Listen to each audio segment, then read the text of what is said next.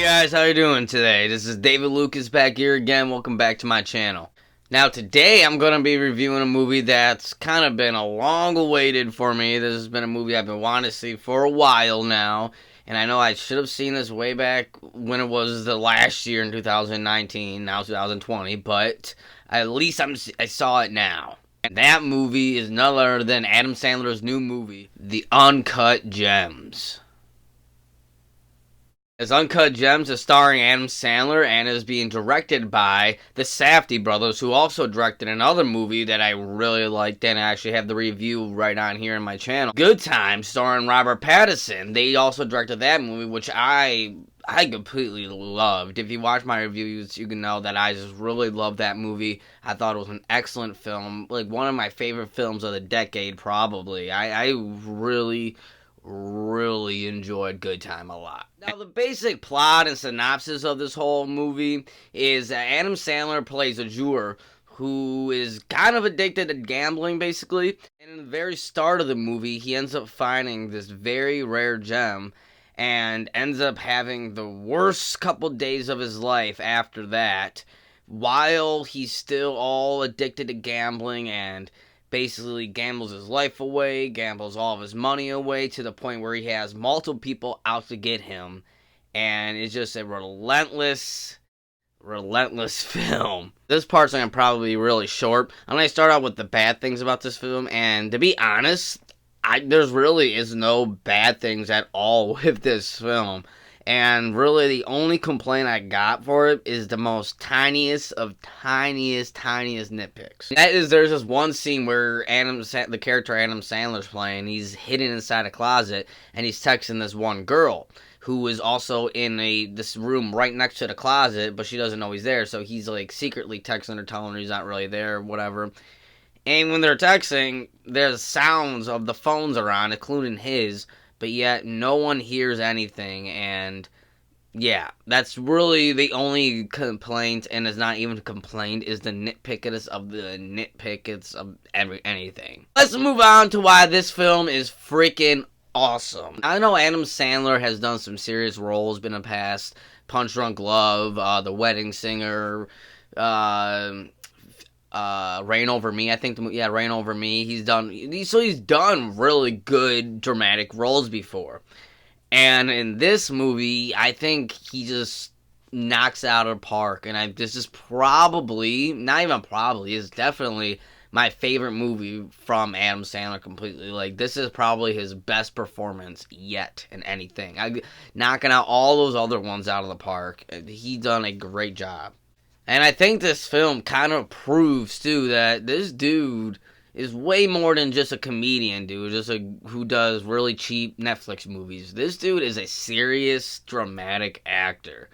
And it kind of sucks that since the Oscars were recently announced, that he didn't get any Oscar nominations for this role. And I think he honestly was robbed, because Adam Sandler was just fantastic in this film. The sound design and scoring of this film was just phenomenal. I thought the scoring was really eerie and really atmospheric and different. Felt like it was its own thing, and it didn't kind of sound like anything else I've ever really heard before, which I really liked, and it was really trippy and really makes your heart pump a lot, which I really liked. And honestly, throughout this movie, that's not the only thing that makes your heart pump and makes you get really, like, intense, because this movie is just an intense movie from start to finish. There's constant running, there's constant, stuff happening, there's constant people yelling, it's just a constant roller coaster, what it feels like, and in all the good ways possible, because that could end up being bad for a movie.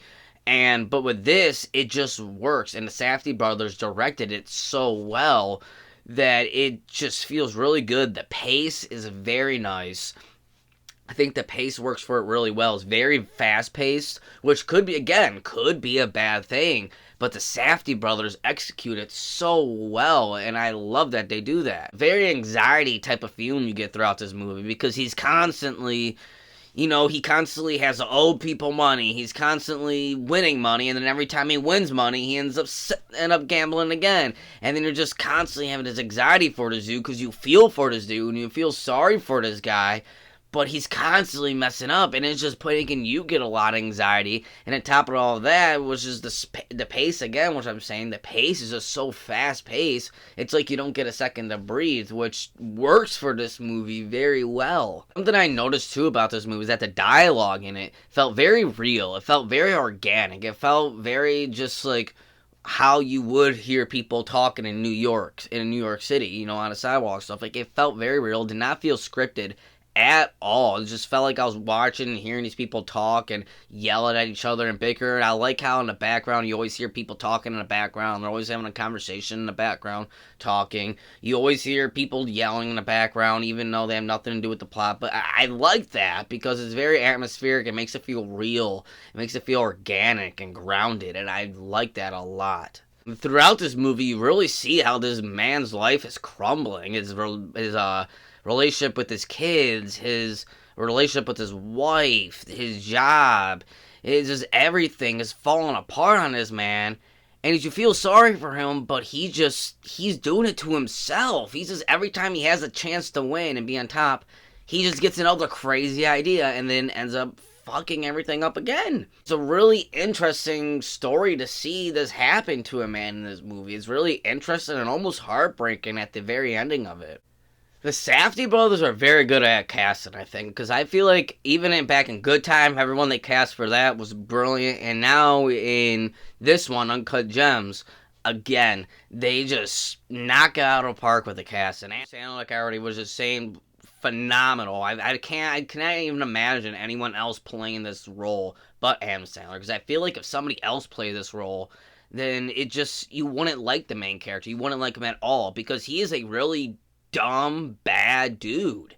He just is. And Adam Sandler's just his performance with this really makes you care for the dude. It makes you feel sorry and constantly wanting to root for him, even though he's keep on fucking up. Everyone else in this cast too is just honestly really fucking great. Kevin Garnett, I never knew he could act, but damn, he really shows that he can in this movie. I don't know, maybe it was just because of the performance he was playing, because he basically was playing himself, but still, he plays a version of himself that's like, wow, this dude's actually really acting. He's doing actually a great job, believable.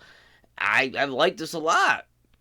I'm pretty sure, too, this is Julia Fox's movie. This is her first movie she's ever been in. And holy shit, I would have thought that she would have been playing in a bunch of movies. She's a phenomenal actor. She did an amazing job in this role. And from what I hear, she had like hardly any acting lessons or anything. She just got the role from the Safdie brothers because she was friends with them. And bam, she did a great job. I honestly really want to see her more in movies. I really want to see more what she does in her career. Because damn it, I'm a fan. I'm a big fan of her now. And I really want to see where she goes with her career. I really hope she has a good acting career ahead of her, because I really liked her in this movie a lot, especially for her very first movie. She'd never done a TV show or anything. This is her very first anything on screen. And damn, she did awesome. She did really awesome. So there's not really much more that I can say than that the Safdie brothers knocked it out of the park with this one.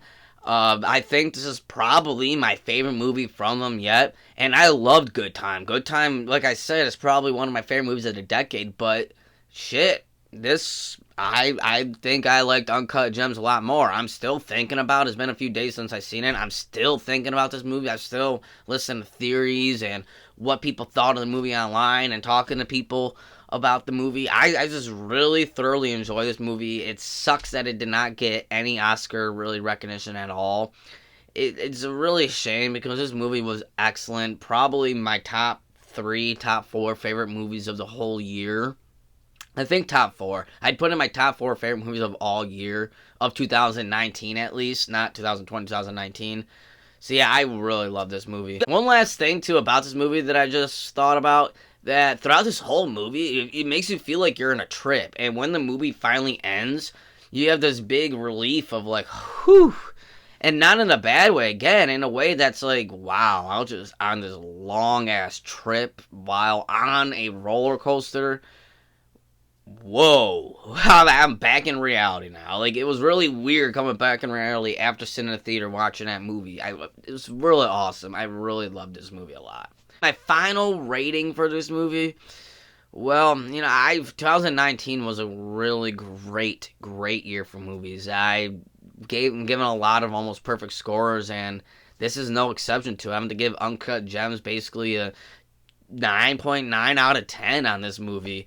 It was just phenomenal. It was an A movie, and it's a great A movie. I loved it. Phenomenal movie. Let me know what you guys think about this movie in the comment section. Do you guys like this movie? Did you didn't like this movie? Did you like seeing Adam Sandler in this kind of role? Or do you like Adam Sandler's comedy movies better? Let me know in the comment section below. I'd really like to hear what you guys think. I really would like to know. Thank you guys so much again for watching. I really appreciate it as always. And until next time, I'll see you later.